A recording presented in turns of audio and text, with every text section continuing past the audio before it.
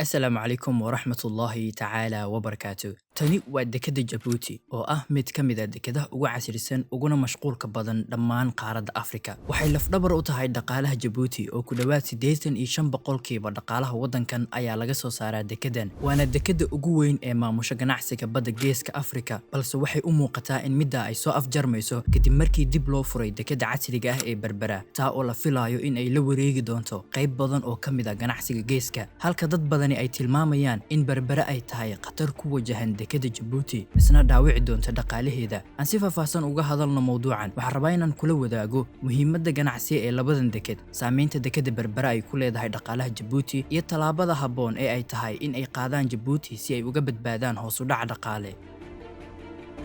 ugu horeen haddaan ka hadalno dhanka Jabuuti ayaa dhacda dhul aad u istiraatiiji ah. Xuduudaha badda Jabuuti waxay u jeedaan dhanka Badda Cas iyo Khaliij Cadan. Taa waxaa ka sii muhiimsan, inta u dhaxaysa Yemen iyo Jabuuti waxaa dhaca marinka Baab al-Mandab oo ah mid ka mid ah marinada ugu muhiimsan uguna mashquulka badan dunida, misna ah wadada isku xirta ganacsiga Bariga Dhexe iyo Yurub. Intaa waxaa u sii dheer xasiloonida ay Jabuuti ku naaloonayso iyo dekadaha casriga ah ee gudaha Jabuuti laga hirgeliyey ayaa ah waxa ugu weyn ee ka soocaya dalalka kale ee dhaca Geeska Afrika. Isku soo wada duubo, dhammaan arrimahan ayaa ah sababka keentay in dowladaha shisheeye ay door bidaan dekadaha Jabuuti kana door bidaan dekadaha dowladaha kale ee dhaca Geeska Afrika. Jabuuti ayaana si wacan uga faa'iidaysatay baahida weyn ee loo qabo dekadaheeda.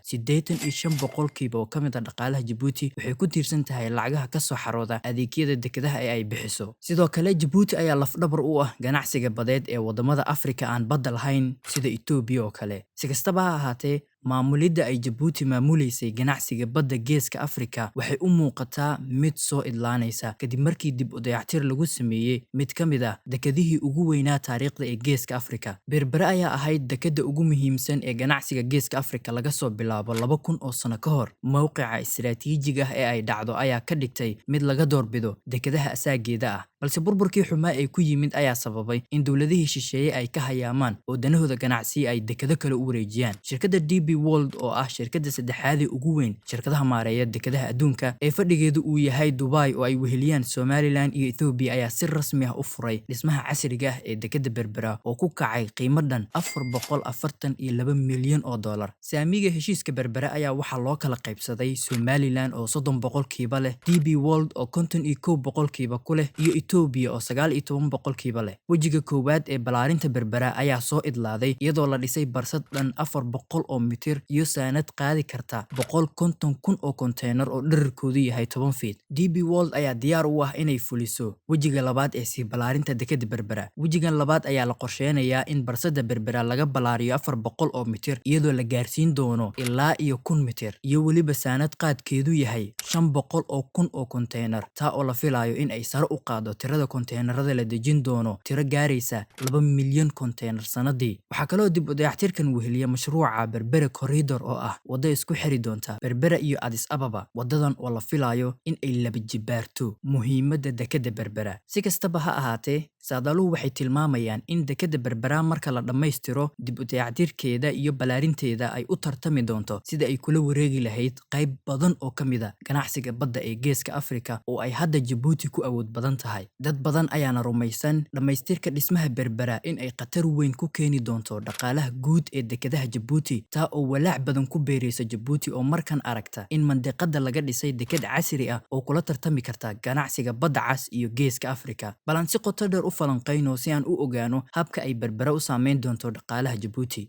Sida laga soo xigtay Bangiga Adduunka, 85% oo ka mid ah dhaqaalaha Jabuuti waxay ku tiirsan tahay adeegyada dekadaha ee ay bixiso. Dekada Jabuuti ayaa ah meesha ugu weyn ee laga soo dejiyo badeecadaha ka yimaada Aasiya. Waxay sidoo kale adeeg dekad siisaa waddanka Ethiopia oo inta ugu badan ganacsigooda badda ku tiirsan Jabuuti, maadaama aynan iyagu wax bada lahayn. Ku dhawaad 95% ganacsiga badda ee Ethiopia waxay u adeegsataa dekada Jabuuti iyadoo bixisa lacag dhan 1.5 ilaa 2 bilyan oo dollar sanadkii, middaa oo muujinaysa sida weyn ee Itoobiya ay gacan uga geysato dhaqaalaha ka soo xarooda dekedaha Djibouti. Sidaa daraaddeed, carqalad kasta oo ku timaada xasiloonida amni iyo ta dhaqaale ee Itoobiya waxay dhaawici doontaa ayaa la leeyahay Djibouti. Sidoo kale, haddii uu hoos u dhaco xiriirka ganacsi ee Djibouti ay Itoobiya la leedahay, ayaa iyadana saameyn ballaaran ku yeelan doonta dhaqaalaha ka soo xarooda dekedaheeda. Waana dhibaatada hadda haysata Djibouti, oo Itoobiya ayaa ku baraarugtay halista iyo khataraha dhaqaale ee kaga iman kara ku tiirsanaanshaha hal deked oo keliya, iyadoo markan bilowday in ay kala duwado dekedaha ay u adeegsato ganacsigeeda badda. Dowladda Itoobiya ayaa ka iibsatay dekeda Berbera saamidan 19% iyadoo la filayo dhowrka sane ee soo aadan in Berbera ay la wareegi doonto 50% oo ka mid ah ganacsiga badda ee Itoobiya, taa oo shaki la'aan hoos u dhigi doonta baahida ee Itoobiya u qabto dekeda Djibouti. Sababaha ugu weyn ee Itoobiya ay u doorbidayso Berbera ayaa ah xadiqaadka Berbera ayaa la filayaa in uu ka weynaado ta Djibouti. Dekeda Djibouti ayaa haddeer xadiqaadkeedu yahay 350,000 oo konteenar, dhererkoodu yahay 10 feet, halka dekeda Berbera la filayo in xadiqaadkeeda laga dhigo 500,000 oo konteenar. Sidoo kale, qarashaadka adeegyada dekeda Djibouti ayaa qaali noqonayay sanadba sanadka ka sii dambeeya, taa oo la filayo in ay tahay sababka ugu weyn ee Itoobiya ay saami ugu yeelatay Berbera oo qarashkeedu jaban yahay. Waxaana la saadaaliyay 5 sane ee soo aadan in 10 ilaa 15% uu hoos u dhici doono isticmaalka Itoobiya ay isticmaalaysay dekeda Djibouti. Isku soo wada duubo, dhammaan sababahan aynu soo sheegnay ayaa saameyn ba'an u geysan kara dhaqaalaha Djibouti. Dekedaha tartanka adag kula jira ta Djibouti ma ahna oo keliya Berbera, ee waxaa mantiqada sidoo kale laga hirgeliyey dekeda kale oo casri ah sida dekeda Lamu ee Kenya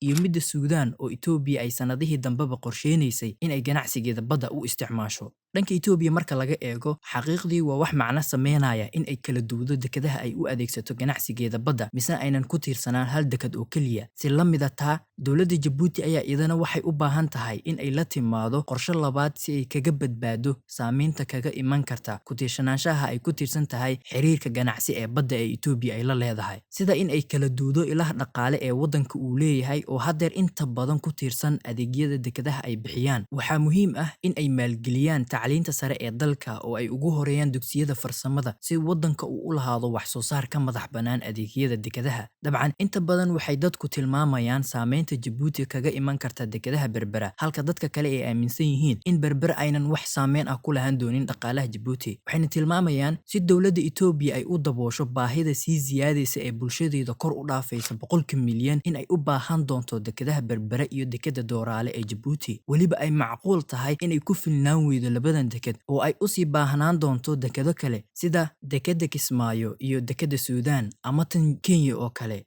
Bal adigu sidee bay kula tahay? Berbera ma isleedahay waxay saameyn doontaa dhaqaalaha Djibouti, ama waxaad qabtaa taa cagsigeed? Fikirkaaga igula wadaag qaybta hoose commentiga. Waan jeclaan lahaa inaan ogaado waxa aad ka qabtaa arrinkan. Sidoo kale, ha ilaawin inaad muuqaalka like garayso lana sii wadaagto asxaabtaada, aad bay ii farxad gelin doontaa. waa inoo muuqaalka kan xiga. Wassalaamu calaykum waraxmatullaahi tacaala wabarakaatu.